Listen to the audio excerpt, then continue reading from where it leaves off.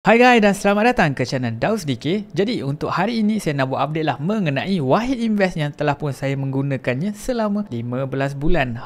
Dah setahun lebih geng saya guna. So setiap bulan saya deposit lebih kurang RM1000 ke dalam akaun Wahid Invest ni. So dah masuk ke 15 bulan, jadi sepatutnya dalam akaun saya dah ada 15,000 minimum lah. So mesti korang tertanya-tanya adakah kita mengalami keuntungan ataupun tidak, dan produk yang saya pilih adalah 100% US stock. So dia tak ada beli Malaysia stock, dia tak ada beli stock yang pelik-pelik lah, dia beli 100% US stock sahaja dengan ticker code-nya HLLL. So kalau korang berminat nak guna Wahid Invest ini, korang boleh daftar lah guna link yang saya letakkan di bahagian description, dan korang boleh dapat lah free RM10 bila korang membuat sedemikian. So guys, jom kita tengok berapakah hasilnya. Tada! So inilah dia keuntungan ataupun kerugian yang telah pun berlaku dalam akaun Wahid saya. Memang wah, banyak gila kan? Apa yang banyak? Kita punya rugi ya. Banyak gila kita rugi kan. Dah negatif RM921 daripada 15,000 ataupun 16,000 lah saya dah invest ke dalam akaun Wahid Invest ni.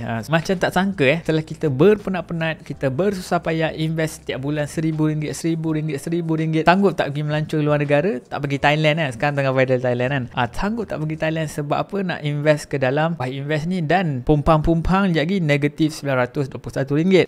Itu adalah orang kata lumrah dalam mana-mana pelaburan, memang ada risiko dan ada reward. So kalau korang tak pandai nak hadap risiko tu, korang janganlah invest. Maknanya korang belum bersedia lah. Tapi tak apa, macam saya memang saya suka benda yang rugi-rugi ni kan. Korang tengok saya lagi rugi, lagi saya invest kan. Tak tahu kenapa. Jadi kalau ikutkan, sebelum ini kita telah pun berjaya mengalami floating ataupun rugi sebanyak negatif 1,300. So sekarang ini baru saja negatif 900 lebih. So tak adalah seteruk dulu. So macam okey je, orang kata apa, move on lah, benda biasa je. Jadi ini adalah, nampak portfolio yang saya pilih adalah 100% US stock, dan korang boleh nampak lah ini dia punya pecahan dia punya percentage, iaitu lebih kurang 15,000 dimasukkan di dalam global stock ataupun ticker code-nya HLLL USA Syariah lah. Dia hanya invest dalam stock US yang patuh syariah saja, dan manakala ada selebihnya RM384 ini untuk disimpan sebagai cash lah. So untuk cerita dengan lebih detail, better kita pergi ke PC dan kita boleh tengok sendirilah ticker code HLLL ni macam mana dia punya performance daripada segi graf. Dan kita nak tengok lah performance setiap benda yang dibeli yang sebenar-benarnya oleh Wahid Invest ni. Sebab sekarang ni kita tengok macam bosan gila kan. Mungkin dia nak bagi kesenangan lah kepada pengguna-pengguna ataupun usernya, dia tak nak serabut-serabut. Tetapi sebabkan kita adalah investor kan, so kita kena tahulah apa benda yang kita invest. Dah lah kita pump RM1,000 setiap bulan kan, so kita kena tahulah kan apa benda yang kita invest. Mana boleh main pump je kan. So kita kenalah tahu performance setiap benda yang diinvest. So daripada situ kita dah boleh buat decision lah,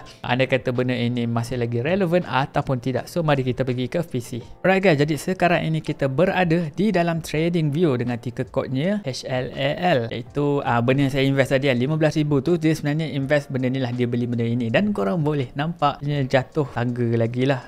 Dia jatuh, tak tahulah jatuh bukit ke jatuh bonggol ke, tapi secara lumrahnya kita boleh nampak lah dia downtrend. So kalau kita zoom out kan, nampak sebelum ni dia bullish lah waktu COVID tu kan. Memang kan masa tu US kan turn on dia punya money printer. Ni masa COVID lah. Nampak jatuh dengan sangat mendadak. Lepas tu US turn money printer, memang korang boleh nampak lah meroket sampai ke bulan. Jadi benda ini berterusan lah sampai bulan Mac tak silap saya untuk tahun ini. And then barulah dia turn off the printer. Bila dah turn off the printer tu, memang korang boleh nampak lah telah bermulanya kejatuhan yang terus mendadak lah. So kalau kita ikutkan history, paling rendah ticker code Wahid ini boleh jatuh sehingga ke $18 lah. So sekarang ini 34. So sebenarnya jauh lagi lah perjalanan kalau kita jatuh sampai ke bottom lah. So kalau nak all in, orang kata better all in kepada waktu ni paling rendah lah kan, kalau nak all in kan. Tapi memang saya sendiri pun memang takkan buat benda-benda yang macam tu lah, all in semua. Saya akan teruskan DCA. Kalau dia naik saya happy, dia jatuh pun saya happy, sebab kita main long term game. Especially orang muda kan, kita ni orang muda, so kita boleh layan lah orang kata kejatuhan dan kenaikan market ni, sebab kita ada masa yang panjang lagi untuk layan lah. Sebab secara historical SP500 boleh berjaya memberi 10% annual return lah. Tapi macam biasa, jangan gunakan data history tu sebagai satu-satunya panduan lah. Jangan, sebab history tak menjamin future punya return.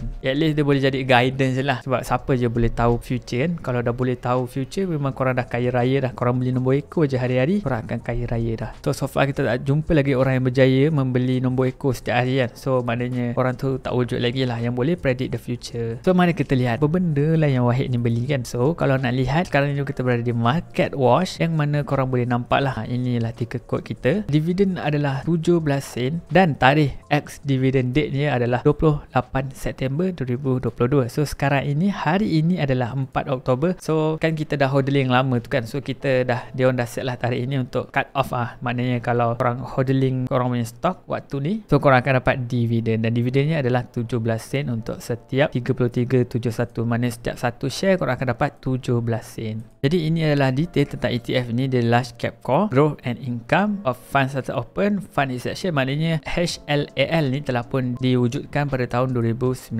dan kalau ikutkan historinya, pada tahun 2019 dividennya adalah 18 sen, pada tahun 2020 dividennya sangat tinggi 333, dan 2021 34 sen, tetapi sekarang ini tahun ini drop dengan sangat-sangat banyak lah, iaitu hanya 12 sen lah. Ini dividen saya tak pasti mana satu yang betul, tapi dalam belas-belasan lah. Macam korang tahulah, pada tahun 2022 ni memang hampir ke semua stok jatuh dengan sangat-sangat mendadak lah. Jadi kita nak tengok apa benda yang Wahid ni beli, apa yang dia buat dengan duit kita kan. So macam biasa, korang boleh nampak di sini top 10 hodling, korang boleh nampak Apple adalah nombor 1 hodling yang terbesar lah dalam Wahid ni. Maknanya dia beli Apple 15%. So kalau korang masuk duit korang 100% kan, so 15% akan pergi ke Apple, 12% akan pergi ke Microsoft, 4% ataupun 4.53% akan pergi ke Tesla, 2% lagi akan pergi Johnson, ExxonMobil, Meta, dan banyak lagi lah. Sebenarnya ada ratusan company yang dibeli oleh Wahid ini. Jadi kita nak lihat tentang Apple punya stok lah. So korang boleh nampak ini adalah Apple Incorporated. So kalau kita tengok YTD, kita nak tengok graf kan, kita nak tengok harga Apple ini jatuh ataupun naik. So pada waktu kemuncaknya awal tahun hari tu, harganya adalah 182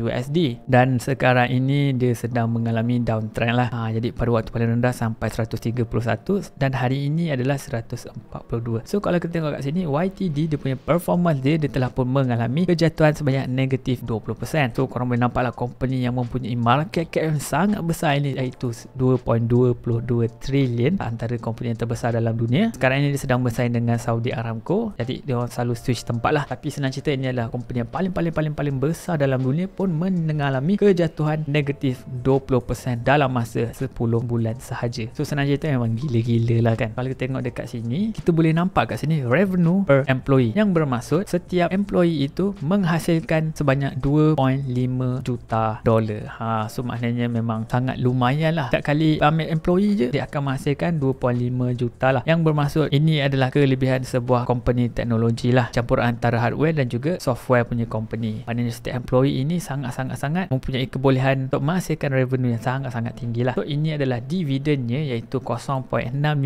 lah daripada harga share lah. So dividennya adalah 23 sen untuk setiap satu share, memang sangat sikit. So tarikhnya adalah 5 Ogos. So baru lagi, kalau korang pernah guna GoTrade, korang akan dapatlah dividen ini. Jadi persaing dia, kompetitor dia adalah yang inilah, Microsoft, Google, Meta, Samsung, dan macam-macam lagi lah. Jadi sekarang ini kita nak pergi stok yang nombor 2, iaitu Microsoft. Sama jugalah, kita akan tengok YTD, kita nak tengok performance Microsoft ini daripada awal tahun sehinggalah hari ini. Sama jugalah, kita telah pun mengalami kejatuhan daripada 334 USD hingga ke 240 USD. So market capnya sangat tinggi jugalah, lebih kurang 1.74 dolar lah. Tapi Microsoft ni kita faham lah sebab apa, sebab hampir ke semua rumah ada PC kan, dan semua PC dalam Malaysia ni mostly yang kita jumpa memang pakai Windows lah. Secara tidak langsung Microsoft ni dah berjaya tembusi ke semua rumah yang ada lah dalam Malaysia ni kan. Dalam Malaysia je kita dah nampak, tetapi kalau dalam satu dunia memang dah confirm lah kan. Memang Microsoft ni adalah segala-galanya lah. Tapi dia mempunyai nasib yang sama lah seperti Apple tadi, malahan ianya jauh lebih teruk, iaitu YTD nya telah pun mengalami negatif 28% dalam masa 10 bulan saja. Maknanya dah jatuh 1/4 lah syarikatnya. Jadi dividennya adalah 1.13%, lagi better lah daripada Apple tadi kan. Dan setiap employee-nya boleh menghasilkan sebanyak 900k revenue. Maknanya sale lah, sale bagi per employee dapatlah 800 lebih ni kan. So kompetitor untuk Microsoft adalah sama lah seperti Apple tadi. Jadi kita nak pergi ke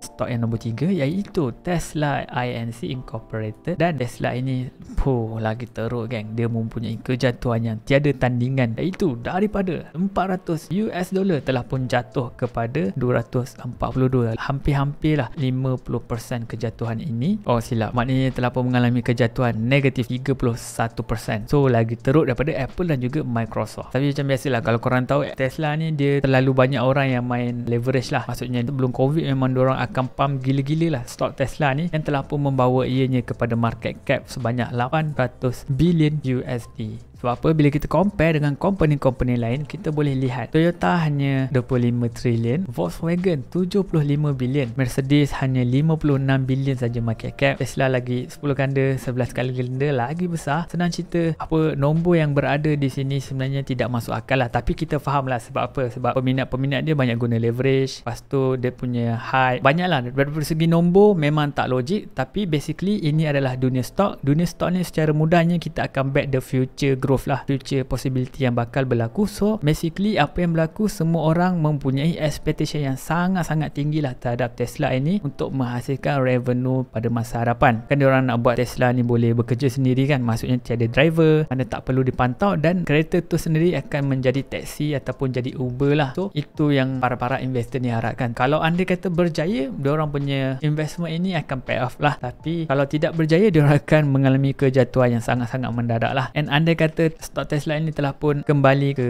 actual price, maknanya berdasarkan berapa banyak sale, berapa banyak dividen, berapa banyak profit, berapa banyak dia punya expenses. So kalau kita cuba kembalikan dia ke tempat asal bersama kompetitor yang lain, secara mudahnya harga stok Tesla akan jatuh 90% lah daripada harga sekarang kalau kita sama levelkan dia lah dengan company-company otomotif yang lain. Depend pada korang lah. Kita tengoklah apa yang bakal dibuat oleh kita punya idola kita, iaitu Elon Musk. Jadi stok yang keempat yang paling besar dalam Wahid Invest iaitu adalah Johnson & Johnson. Kita nak tengok adakah ianya mengalami kejatuhan ataupun kenaikan. Oh tidak, dia masih stagnan lah, masih sama, lebih kurang daripada 170 kepada 162. Memang sangat-sangat tipis lah dia punya pergerakan tersebut. Dan kalau kita lihat di sini, YTD-nya hanyalah negatif 4.6% sahaja. So maknanya dia tak drop sangat lah. Compare dengan stok teknologi memang jatuh terduduk, tetapi untuk Johnson & Johnson ini hanya negatif 5% sahaja. Dan dividen yang korang dapat adalah 2.77%. So dia mengurangkan lagi lah negatif yang korang sedang alami sekarang ini. Berbanding dengan Tesla adalah korang tak dapat dividen, lepas tu korang mengalami negatif 33% ke negatif 50% ke. So dia bertambah-tambah sakit lah. At least dengan adanya dividen korang akan kurang lah sikit korang punya kesakitan tersebut. So revenue per employee-nya adalah 600k, market cap-nya adalah 400 billion, ratio-nya 23%, dan ex-dividend date-nya adalah 22 Ogos. So ini adalah kompetitornya Procter & Gamble, Roche Holding, Pfizer, dan macam-macam. AstraZeneca pun ada sebagai kompetitor Johnson & Johnson. So kita nak pergi stok yang kelima paling besar di dalam Wahid Invest, iaitu Exxon Mobil Corporation. So ini adalah harganya.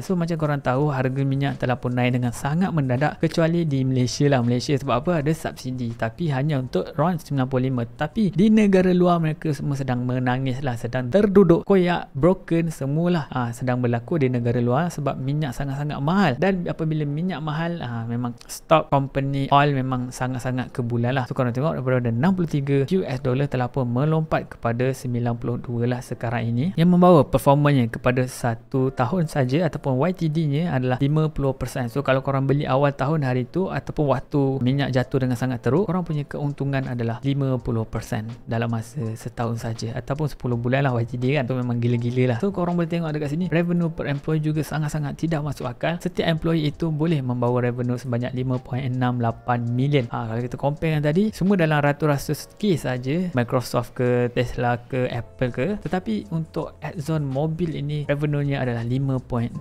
juta. Maknanya revenue dia sangat-sangat banyak, dan dividennya juga sangat-sangat tinggi, iaitu menghampiri 4% lah. Dah lah harga naik banyak kan, lepas tu dapat dividen lagi. PE ratio-nya pula memang sangat-sangat menarik, iaitu hanya 10 sahajalah. Jadi PE ratio ni rendah mungkin diakibatkan oleh revenue mereka yang sangat-sangat tinggi, yang telah pun dilute ataupun telah pun merendahkanlah price mereka, dan dia punya price pun tak naik banyak, tapi earning dia yang naik dengan sangat meningkat. So telah pun menyebabkan PE ratio-nya jatuh dengan sangat-sangat banyak lah. Tapi kalau ikutkan harga minyak sekarang ini telah pun mengalami kejatuhan. So kita tengoklah adakah company ini berjaya bertahan, dan ini adalah kompetitor oleh pihak Exxon Mobil ini. So kita kena support company kita lah ni kan, sebab kita beli dia. So ini adalah pesaing-pesaing kita lah. Hopefully kita berjaya mengalahkan mereka. Okay, stok yang terakhir untuk kita share iaitu company Meta Platform Incorporated dengan 2.42%, dan ini adalah senang cerita stok Facebook lah, Instagram, WhatsApp dan macam-macam lah. Senang cerita memang company teknologi. Dan korang tengok ini macam happy kan, tapi apabila kita tukar YTD, korang boleh nampak dia telah pun jatuh gaung lah. Ni daripada 300 tiba-tiba jatuh tebing ni, terus kepada 200 dan membawa kepada $135. Daripada 300 jatuh 130. Senang cerita, telah pun membawa kepada negatif 58% dalam masa setahun. So inilah lumrah pelaburan dalam dunia stok. Korang punya kejatuhan memang gila-gila lah, boleh hilang duit korang. Korang bayangkan korang ada 100k, tiba tinggal 42k sahaja. So inilah dunia stok, memang ajaib lah. Dan dulu market cap Facebook memang sangat tinggi, tetapi sekarang hanya tinggal 300 bilion sahaja. Dan revenue per employee which is quite good, 1.6 juta. PE ratio-nya sangat-sangat rendah. Kalau ikut Warren Buffett ni, dia dah beli dah, tapi tak tahu ada beli ke tak. Dia macam biasalah, walaupun PE dia ratio, tapi make sure korang beli stok yang korang faham sahajalah macam mana dia buat duit. So kalau korang tak faham macam mana dia buat duit, maknanya korang tak boleh beli lagi lah, maknanya korang takkan bertahan lah. Andai kata harga jatuh ke apa ke, korang dah tak nampak the future of company tersebut. So ini adalah pesaing-pesaing untuk company Meta. So Apple pesaing, kita tak apalah sebab kita dah belikan lah, so kita support saja. Microsoft pun kita punya geng, Twitter ni pesaing kita lah. Itulah, baik buang je lah stok Meta ni, macam tak function je.